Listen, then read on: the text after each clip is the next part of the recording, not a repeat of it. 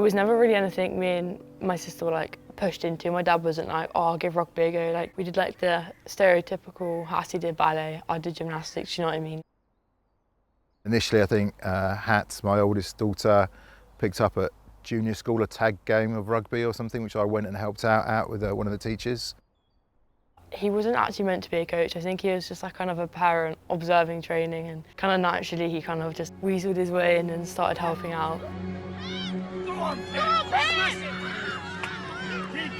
Everyone on my team is so supportive, like especially with all the Scotland things and things like that. I've got loads of my friends come to my games to support me, and like everyone's just like wants the best for each other. And I think that's like a really positive thing about like the team aspect of the sport, is like everyone just supports and backs each other.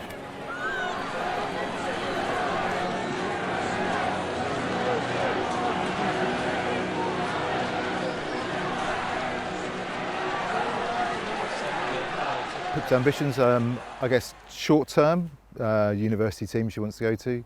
Longer term, I know she wants to play in the Premiership, so the current Premiership Women's Rugby has a number of teams. Both Loughborough and Exeter have feeder teams, so Exeter have a Premiership team and so do Loughborough Lightning. Her route, I would imagine, would be through those university teams into Premiership Rugby.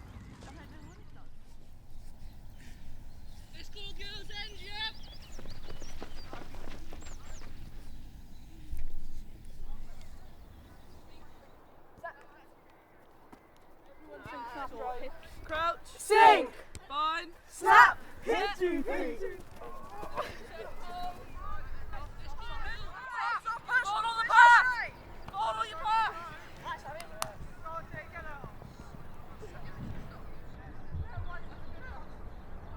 Let's get up, what's this? What is this?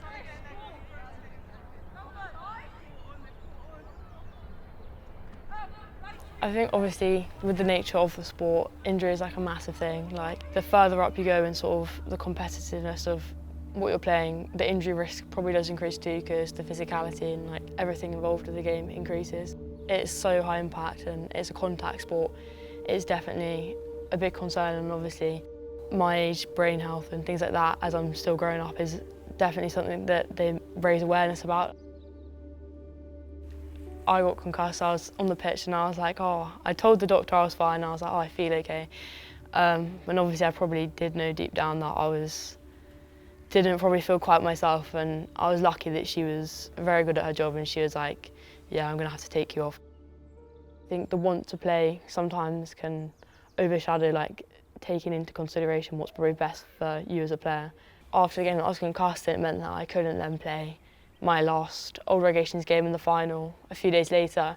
Was probably the most upsetting thing for me about that, because obviously I want to play with my friends for the last time and with my team, but it's like a 21-day protocol of no exercise and no contact. So I think for me that was probably more emotionally challenging than physically challenging in terms of injury. Yeah, I broke my collarbone. I was probably 13, I think. But I was just in training. We were just doing sort of like a contact match against each other. And one of my teammates tackled me, and as I fell onto the ground, and I was like, oh. I sort of, normally if someone makes a big hit, I'll just get back up and it's fine. But I remember laying there and I couldn't really move my shoulder. And I remember one of my friends going to me, she was like, oh, I think Pip's injured, I think Pip's injured. I remember everyone like moving away from me because there was people rocking over and everyone just like moved away. And one of my friend's dads, he's like a medic, he came over and he put my arm in like a bib, like a makeshift sling. My mum and my sister took me to A&E and I was there for a good couple of hours waiting to get x-rayed. And then it turned out to be quite bad. But I managed to come back quite quickly from it, and I don't remember feeling particularly like anxious or worried about going back into contact, if anything. I was quite excited to get back because I was a bit fed up of sitting around and watching everyone else play. The nice thing about collarbone, I guess, is that once it's healed, it's healed. And in fact, probably stronger than it would be before that. So as soon as her muscle strength was up and her confidence up, she was back. And funnily enough, I chatted about this to Pip the other day. Did it affect her return to play or a game? And we both sat there for ages going, I don't remember you ever being anything other than you wanted to get back and playing. And she's like, no, I think you're 100% right, Dad. And so once she'd had the physio, once she was comfortable with it, we obviously reintroduced her sort of to light training, then light contact on pads only, and then full contact and then game scenarios. First, once you get past the cones, first 3 steps explosive, yeah? Yeah, that's better. See the difference on the pace? Yes, better.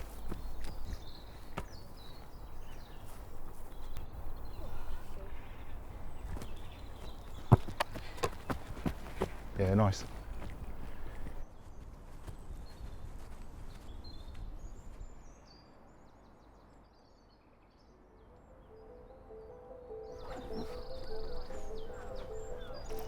The Red Roses and like what they've done, like winning the World Cup, for example, I think it's attracted just a general audience. Games are on TNT Sport or BBC iPlayer or ITV, so it's got the exposure now in the media. So it almost just needs a little step more to get that money coming in, either from sponsorship, recognising that it now has the viewing public watching it, or from crowds going to games, to just boost that input.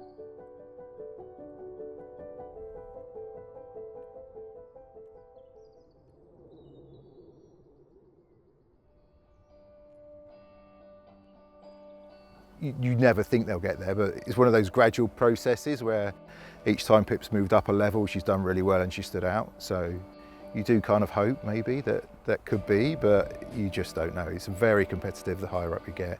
For me currently, success is just performing the best I can every time I go on the pitch and doing what I can to help improve my teammates and the team as a whole. And I think for me in the future, my long-term goal as a player is to play internationally at a senior level, which is obviously a big ambition, but it is something I'm definitely going to work towards.